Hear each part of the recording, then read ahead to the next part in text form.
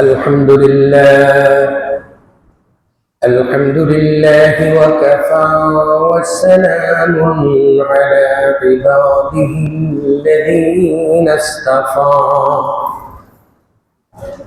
عما بعد فأعوذ بالله من الشيطان الرجيم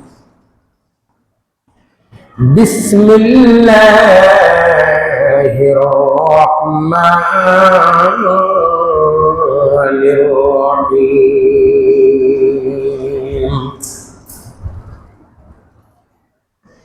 ألف لام را كتاب أنزلناه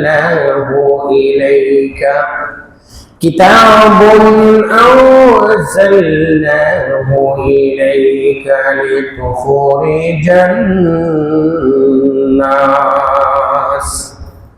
لتخرج الناس من الظلمات إلى النور صدق الله المولانا العظيم وصدق رسوله النبي الكريم ونحن على ذلك من الشاهدين والشاكرين والحمد لله رب العالمين وفي شان حبيبه إن الله وملائكته يصلون على النبي يا أيها الذين آمنوا صلوا عليه وسلموا تسليما صلى الله على سيدنا ومولانا محمد وعلى آله وأصحابه وبارك وسلم لنا شمس وفي الآفاق شمس لنا شمس وفي الآفاق شمس وشمس خير من شمس السماء صلى الله على محمد صلى الله عليه وسلم فإن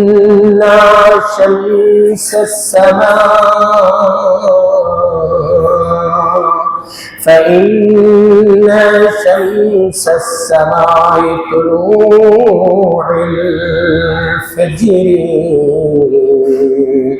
وشمس تطلع بعد العشاء صلى الله على محمد صلى الله عليه وسلم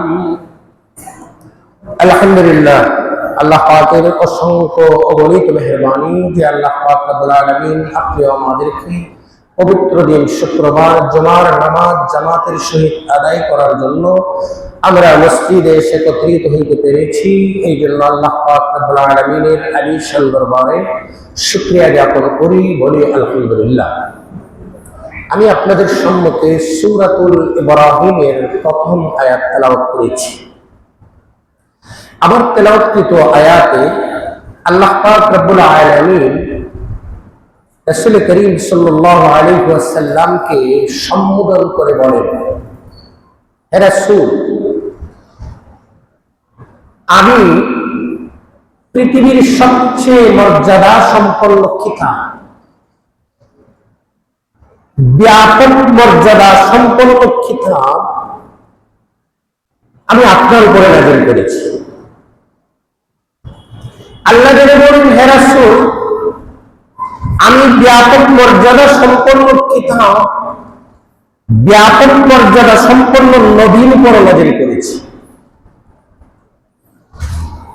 কেন করলাম? লিতুখরিজান নাসা মিনাজ যুলুমাতি ইলান নূর, আপনি যেন আপনার জনগণকে, আপনার উম্মতকে, আপনার উম্মাহকে যেন আপনি অন্ধকার থেকে আলোর পথে নিয়ে আসতে পারেন, পথভ্রষ্টতা থেকে আপনি যেন হেদায়েতের পথে নিয়ে আসতে পারেন, আপনি যেন মন্দকে ভালোতে পরিণত করতে পারেন। এই জন্য আপনার উপরে আমি কোরআন নাযিল করেছি। পবিত্র কোরআনুল কারীমের 30টিরও ঊর্ধ্বে নাম আল্লাহ রেখেছেন। এর মধ্যে পবিত্র কোরআনুল কারীমের একটা নাম হচ্ছে হুদা,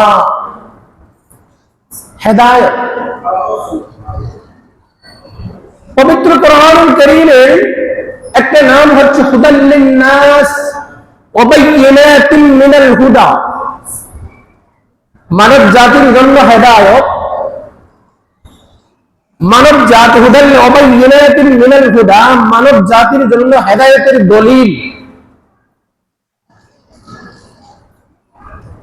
এরপরে আল্লাহ বলেছেন ফুরকান, এটা হচ্ছে হক এবং বাতিলের পার্থক্যকারী, ভালো এবং মন্দের পার্থক্যকারী, সঠিক এবং বেঠিকের পার্থক্যকারী, হালাল এবং হারামের পার্থক্যকারী। এই পবিত্র কোরআনুল কারীমকে আমি আল্লাহ নাযিল করেছি আলিফ লাম র, এগুলো হচ্ছে হুরুফে মুকাত্তাআ। এর অর্থ ওয়াল্লাহু আ'লামু বিমুরাদিহি, এর অর্থ আল্লাহই অধিক অবগত। এরপরে আল্লাহ বলেন কিতাবুন আনজালনাহু ইলাইকা লিতুখরিজান নাস, ওই কিতাব আমি নাযিল করেছি আপনার উপর, লিতুখরিজান নাস মিনাজ যুলুমাতি ইলান নূর, আপনি যেন মানুষকে অন্ধকার থেকে আলোর পথে নিয়ে আসতে পারেন। এই হচ্ছে আয়াতের সরল বাংলানুবাদ। আল্লাহ পাক রব্বুল আলামিন কোরআনকে নাযিল করেছেন, আল্লাহ পাক রব্বুল আলামিন রাসূলের উপর কোরআনকে নাযিল করেছেন, উনি যেন জনগণকে অন্ধকার থেকে আলোর পথে নিয়ে আসতে পারেন। আমরা যারা রাসূলের উম্মত, আমাদেরও কাজ হবে এই কোরআনকে দিয়ে মানুষকে অন্ধকার থেকে আলোর পথে নিয়ে আসা। রাসূল ছিলেন পৃথিবীর শ্রেষ্ঠ রাষ্ট্রপ্রধান।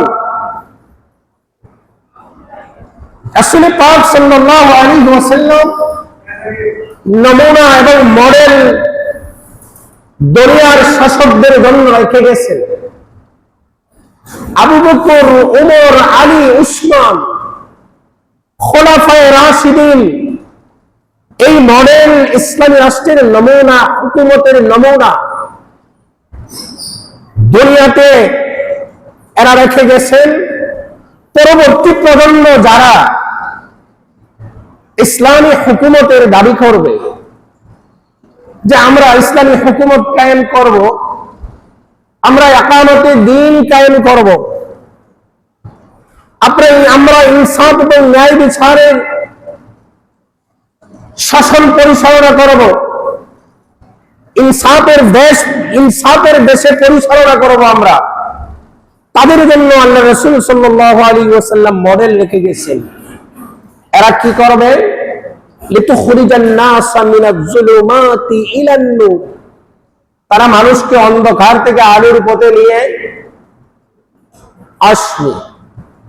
এখন আমি আপনাদেরকে বললাম আমি ইনসাফের রাষ্ট্র কায়েম করব, ইনসাফ, ন্যায়, বিচার, সামাজিক মর্যাদা প্রতিষ্ঠিত করব, আর আপনি আমার ধোঁকায় পড়ে আমাকে শাসন ক্ষমতায় অধিষ্ঠিত করলেন। এইবার আমি নিজেই করলাম বেইনসাফি। আমি দোহাই দিয়েছিলাম ইনসাফ, আর আমি নিজেই করলাম বেইনসাফি। আমি দোহাই দিয়েছিলাম ন্যায় বিচার, আর আমি নিজেই করলাম বেবিচার। এটা কি হইল? আমি বললাম সামাজিক মর্যাদা প্রতিষ্ঠিত করব, আমি নিজেই অসামাজিক হয়ে গেলাম। তাহলে কি এটা হলো? আল্লাহ পাক রব্বুল আলামিন বলেন, লিতুখরিজান নাস মিনাজ যুলুমাতি ইলান নূর। আমি রাসূলের উপর আয়াত নাযিল করি, বলেছি, হে রাসূল, আপনি আপনার দেশের জনগণকে অন্ধকার থেকে আলোর পথে যেন নিয়ে আসতে পারেন, এই জন্য আমি কোরআনুল কারীম আপনার উপর নাযিল করেছি। এবং এই কোরআনুল কারীমকে আপনি প্রতিষ্ঠিত করবেন সমাজে। দেখছেন না, আমরা নিজেরাই বলি আল্লাহর আইন চাই, সৎ লোকের শাসন চাই, আর আমি ক্ষমতায় গিয়ে নিজেই আল্লাহর আইনের বিরুদ্ধাচরণ করলাম। সৎ লোকের শাসন আমি করবো কি? আমি নিজেই অসৎ হয়ে গেলাম। ক্ষেতের জন্য বেড়া দিলাম, বেড়ায় ক্ষেত খাইলে। এই হচ্ছে আমাদের সমাজের অবস্থা। দেখছেন না বাংলাদেশে শুরু হচ্ছে কি হচ্ছে? হচ্ছেটা কি? আইয়ামের জাহিলিয়াতকেও হার মানিয়েছে। এখন আস্তে আস্তে করে অপকর্মগুলা বেরিয়ে আসছে। একদল অপকর্ম বের করে দেয়, এগনিস্ট পার্টি তার অপকর্মগুলা বের করে দেয়। এখন আস্তে আস্তে বের হচ্ছে, কেঁচু করতে করতে বিড়াল বের হয়ে যাচ্ছে। এই হলো আমাদের সমাজের অবস্থা। অথচ আল্লাহ বলেন, লিতুখরিজান নাস মিনাজ যুলুমাতি ইলান নূর। এই কোরআনকে আমি নাযিল করেছি মানুষকে যেন, আল্লাহ রাসূল যেন দেশের জনগণকে অন্ধকার থেকে আলোর পথে নিয়ে আসতে পারে। এর নমুনা প্রদর্শন করে দিয়েছেন সাহাবায়ে আজমাইন। ওমর ফারুক রাদিয়াল্লাহু তাআলা আনহু যখন অর্ধ পৃথিবীর খলিফা, ওমর রাত্রির বেলা মক্কা মদিনার অলিতে গলিতে উনি ঘোরাফেরা করতেন, দেখতেন জনগণের অবস্থা। জনগণ কি অবস্থায় আছে? কষ্টে আছে না সুখে আছে? একদিন ওমর ছদ্মবেশে, কোন ধরনের প্রটোকল নেই, কোন ধরনের বাহিনী, নিরাপত্তা বাহিনী নেই, একাই অন্ধকার রাত্রিতে উনি বের হয়ে গেছেন মক্কার অলিতে গলিতে। হঠাৎ করে দেখছেন দূরে একটা আলুর বিন্দু দেখা যাচ্ছে। উনি আস্তে করে ওই সাথিয়ার ময়দান পেরিয়ে মনে মনে ভাবলেন, হয়তো বা যেহেতু আলু দেখা যাচ্ছে, মনে হয় এখানে একটা বস্তি আছে। উনি বস্তির কাছে চলে গেলেন, গিয়ে দেখেন একটা ঘরের ভিতর একটা ঘর, তাবু। ওই তাবুর ভিতর থেকে গানের আওয়াজ আসছে। কিসের আওয়াজ? গানের আওয়াজ। আরবি কবিতা দিয়ে একজন মহিলা গান গাইতেছে তাবুর ভিতরে। মনের বাগানে ফুটেছে ফুল রে, রসিক ভ্রমর আইলা না, ফুলের বধু খাইলা না। এই তো আরবি গানের বাংলা অর্থ। আমার বাহির থেকে যখন এই তাবুর ভিতর থেকে গানের আওয়াজ শুনতে পেলেন, ওমর মনে মনে ভাবছেন, আমি এই অর্ধ পৃথিবীর খলিফা, আমি খলিফাতুল মুসলিমিন, আর আমার রাষ্ট্রের তাবুর ভিতরে একটা যুবতী নারী অশ্লীল ভাষা দিয়ে গান গাইবে। হাসরের ময়দানে যদি আল্লাহ আমাকে জিজ্ঞাসা করেন, ওমর তোমার রাষ্ট্রে কেন অশালীন ভাষা দিয়ে গান গেয়েছিল একটা যুবতী মহিলা, তুমি আমার কাছে জবাব দাও। আমার রাগান্বিত হয়ে মনে মনে চিন্তা করলেন, মহিলার সাহস তো কম না। আমার তো মনে হয় ওই মহিলা ভিন্ন কোন পুরুষের উরুতে মাথা রেখে গান গাইতেছে। তার গানের যে বাচন ভঙ্গি এবং আওয়াজ, মনে হচ্ছে যেন ভিন্ন পুরুষের উরুতে মাথা রেখে গান গাইতেছে। হযরত ওমর গড়ের ছাল ভেঙে গড়ের ভিতরে প্রবেশ করলেন। গড়ের ছালা ভেঙে যখন গড়ের ভিতরে প্রবেশ করলেন, মহিলা বলতেছে, আপনি কে? আমার ঘরের ভিতরে ঢুকে পড়ছেন। সে তো ওমরকে চিনে না। আর ও বলতেছে মহিলা, তোমার এত বড় স্পর্ধা এবং সাহস, তুমি জানো এই রাষ্ট্রের মালিক খলিফাতুল মুসলিমিন ওমর, ওমরের রাষ্ট্রে তুমি রাত্রির বেলা তোমার গরুর ভিতরে অশালীন ভাষা দিয়ে গান বাজনা করবে, এই খবর যদি তোমার ওমর শুনতে পায় তাহলে তোমাকে শেষ পর্যন্ত মৃত্যুদণ্ড পর্যন্ত কার্যকর হতে পারে। এইবার মহিলা বলতেছে, হে পুরুষ, তুমি কে? আমি চিনি না। তুমি যে আমার ঘরের ভিতরে অন্ধকার রাত্রিতে প্রবেশ করেছো, এই রাষ্ট্রের মালিক খলিফাতুল মুসলিমিন, আমি যদি উমরের কাছে বিচার দেই, আমার ঘরের ছাড়াবন্ধে ভিন্ন পুরুষ কেন প্রবেশ করলো, তার আগামী করলো, তোমার উপায় থাকবে না উমরের দরবারে। তুমি তাড়াতাড়ি আমার ঘর থেকে বের হয়ে যাও। সে তো আর উমরকে চিনে না। এইবার ওমর বলতেছে, কি হচ্ছে? তুমি যে গান গেয়েছো আগে জবাব দাও। যদি তুমি জবাব না দিতে পারো তাহলে আগামীকাল আমি উমরের দরবারে তোমার বিচার দেব। এই মহিলা বলতেছে, পুরুষ শোনো, তোমাকে তো আমি চিনি না, তবে শোনো, আমি কাহার উরুতে মাথা রেখে গান গেয়েছি এটা পরের কথা। আমি যদি অশালীন ভাষা দিয়ে গান গেয়ে থাকি তাহলে আমি আল্লাহর কোরআনের একটা বিধানকে লঙ্ঘন করেছি। কয়টা বিধানকে লঙ্ঘন করেছি? একটা। আর তুমি যে আমার ঘরের চালাভেঙ্গে প্রবেশ করেছো, তুমি আল্লাহর কোরআনের চারটি বিধানকে লঙ্ঘন করে আমার ঘরে ঢুকেছো। এক অপরাধের অপরাধী যে সে বড় দোষী না, 4 অপরাধের অপরাধী সে বড় দোষী। এখন ওমর ঢুকেছিল মহিলাকে শাসন করার জন্য। এখন মহিলা বলে, আমি একটা অপরাধ করেছি আর তুমি 4টা অপরাধ করেছো। এইবার ওমর মনের ভিতরে ধাক্কা লেগে গেছে, কিরে? মহিলা বলছে আমি করেছি 4টা অপরাধ আর এই মহিলা করেছে মাত্র একটা অপরাধ। আল্লাহর কোরআনের একটা মাত্র বিধানকে লঙ্ঘন করেছে গান গেয়ে, আর আমি তার ঘরে চালাভেঙ্গে প্রবেশ করে আল্লাহর কোরআনের 4টা বিধানকে লঙ্ঘন করেছি। ওমর বলতেছে, মহিলা আচ্ছা বলো তো দেখি, আমি কোন কোন 4টি বিধানকে লঙ্ঘন করেছি আর তুমি কোন একটা বিধানকে লঙ্ঘন করেছো বলো। এইবার মহিলা বলতেছে, পুরুষ দেখো, তুমি ভিন্ন পুরুষ, বেগানা পুরুষ, তোমার সঙ্গে কথা বাড়ানোই আমার অন্যায়, তোমার সঙ্গে আমি কথা বাড়াতে চাই না, তুমি বের হয়ে যাও। যদি বের না হও আগামীকাল উমরের দরবারে বিচার দেব। আর ওমর বলতেছে, মহিলা তুমি যেহেতু বলেছো তোমার একটা অপরাধ, আমার 4টা অপরাধ, আমার 4টা অপরাধ না বলা পর্যন্ত ঘর থেকে বের হবো না। এইবার মহিলা বলতেছে, শোনো অপুরুষ মুসাফির, আমি তো তোমাকে চিনি না। আমি যে আমার ঘরের ভিতরে তুমি বলতেছো আমি কোন পুরুষের ভিন্ন পুরুষের উরুতে মাথা রেখে গান গেয়েছি, উরুতে মাথা রেখে গান গাইলাম কিনা এটা পরের কথা। ধরে নিলাম একটু সময়ের জন্য ভিন্ন পুরুষের উরুতে মাথা রেখে আমি গান করেছি। যদি আমি গান করে থাকি, আমি আল্লাহর পবিত্র কোরআনুল কারীমের একটি মাত্র বিধানকে লঙ্ঘন করেছি, সেটা হচ্ছে সূরাতুল লুকমানের 6 নম্বর আয়াতের বিধানকে আমি লঙ্ঘন করেছি। সূরাতুল লুকমানে আল্লাহ বলেন, ومن الناس من يشتري لهو الحديث ليضل عن سبيل الله بغير علم ويتخذها هزوا।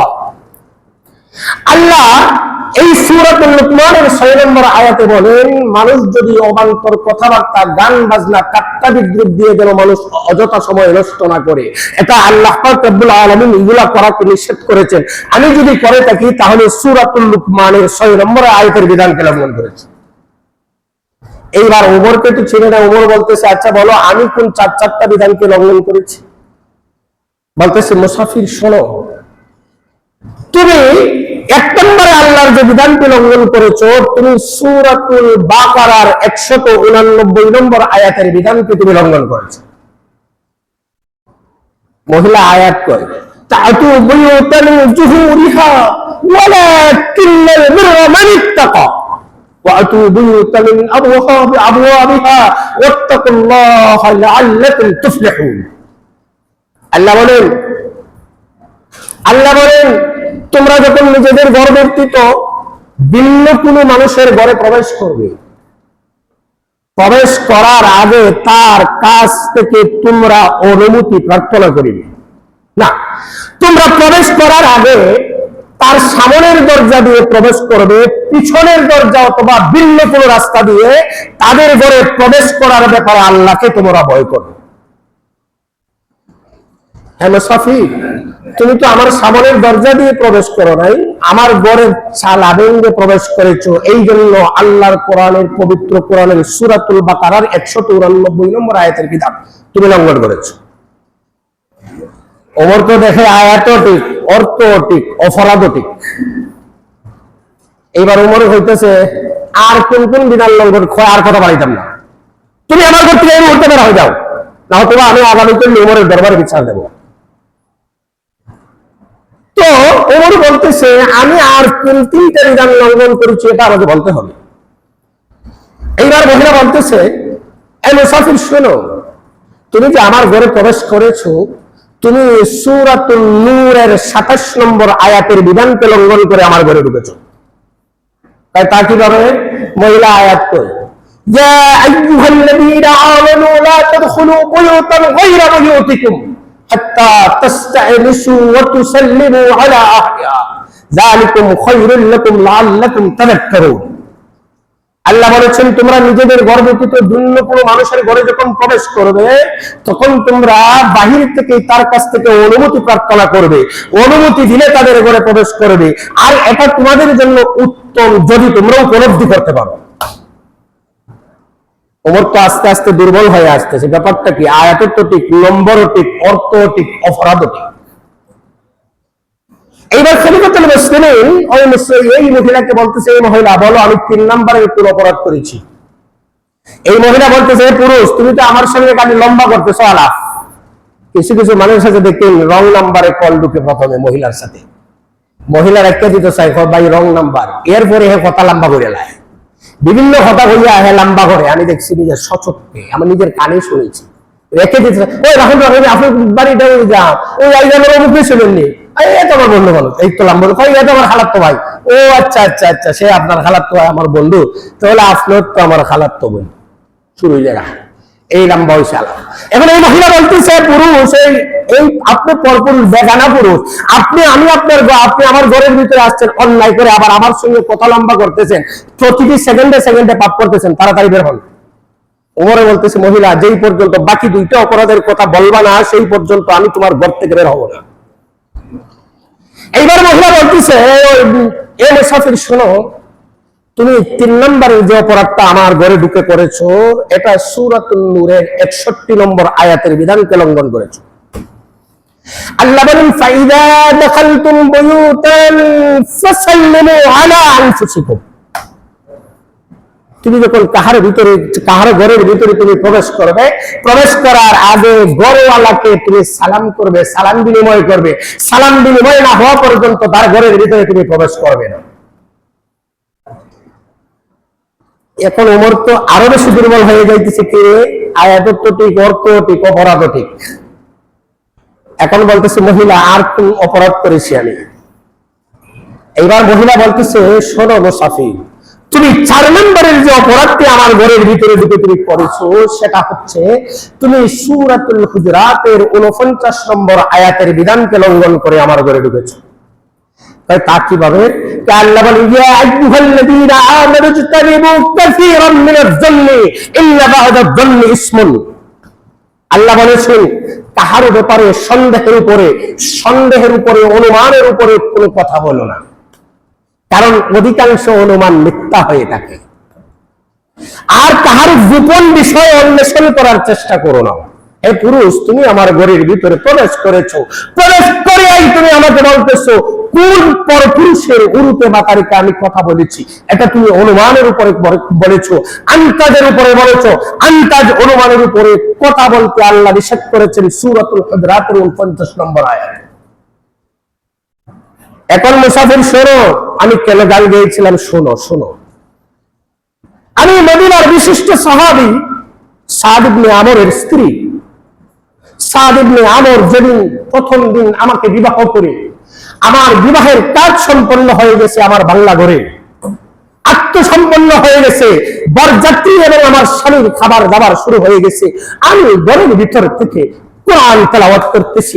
এমত অবস্থায় খলিফাতুল মুসলিমিন ওমর একজন কাসিদ পাঠাইলো এই আমার স্বামীর কাছে, পাঠাইয়া বলতেছে, হে আব্দুল্লাহ ইবনে সাদ ইবনে ওমর রাদিয়াল্লাহু তাআলা তোমাকে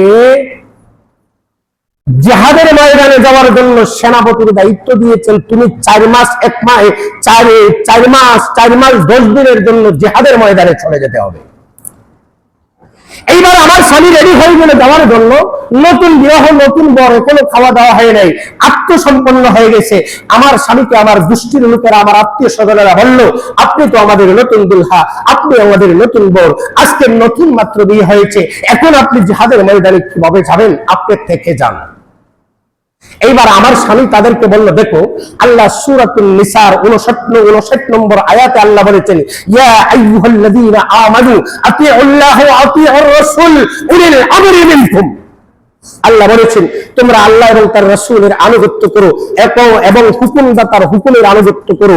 যেহেতু অর্ধ পৃথিবীর খলিফাতুল মুসলিমিন ওমর হচ্ছেন আমার হুকুমদাতা, উনার আদেশ, আল্লাহর আদেশ পালন করা যেমন আমার উপরে ফরজ, রাসূলের আদেশ পালন করা যেমন আমার উপরে ফরজ, উমরের আদেশ পালন করাও আমার উপরে ফরজ। আমি এই মুহূর্তে জিহাদের ময়দানে চলে যাব। সাদ ইবনে আমর তার নতুন স্ত্রীর ঘরের সামনে গিয়ে বলতেছে, ওগো আমার প্রাণের স্ত্রী, সবেমাত্র আত্মসম্পাদন হয়েছে, আমি তোমাকে বিবাহ করেছি, তোমার চেহারাটুকু আমি একটু ধরে দেখতে পারি নাই। ওমর আমাকে সেনাপতির দায়িত্ব দিয়েছে, আমি জিহাদের ময়দানে চলে যেতে হবে 4 মাস 10 দিনের জন্য। এই জন্য তোমার কাছ থেকে বিদায় নিতে আসলাম। আমাকে তুমি বিদায় দাও, আর আমাকে তুমি মাফ করে দাও। বেঁচে থাকলে 4 মাস 10 দিন পরে দেখা হবে। সাদ ইবনে ওমরের স্ত্রী বলেন, আমি আমার স্বামীকে বারবার আমার ঘরের ভিতরে আসার জন্য অনুরোধ করেছি। ওগো আমার প্রাণের স্বামী, আপনি ঘরের ভিতরে আসুন, আপনার চেহারা টুকুন একটি নজর আমি দেখে নিতে চাই। আমার স্বামী বলেছে, ওগো আমার প্রাণের স্ত্রী, তোমার ঘরের ভিতরে আমি যাব না। ঘরের ভিতরে গেলে আমার প্রেম জাগবে, ভালোবাসা জন্মাবে, এই জন্য আমি ঘরের ভিতরে যাব না। আমি যে মাহবুদ মৌলার জন্য প্রাণ দিতে যাইতেছি, আমার মাহবুদ মৌলা যদি খুশি হয়ে যান, আমি যদি শহীদ হয়ে যাই, হাসরের ময়দানে জান্নাতের মধ্যে তোমার সাথে আমার পরিচয় হবে। হ্যাঁ মুসাফির শোনো, আমার স্বামী জিহাদের ময়দানে চলে গেল। 4 মাস 10 দিন যখন অতিক্রান্ত হয়ে গেল, তখন আমি মনে মনে ভাবলাম, আজকে তো আমার স্বামী আমার বাড়িতে আসবেন, আজকে আমাদের বাসর হবে, আমার স্বামীর সঙ্গে দেখা হবে। এই জন্য আমি সাজুগুজু হয়ে আমার স্বামীর জন্য অপেক্ষা করতেছি, আমার স্বামীর জন্য অপেক্ষা করতেছি। হঠাৎ করে একজন কাসিদ এসে বলল, ওগো মহিলা, তোমার স্বামী তো 4 মাস 10 দিনের জন্য জিহাদের ময়দানে সেনাপতির দায়িত্ব দিয়েছিলেন।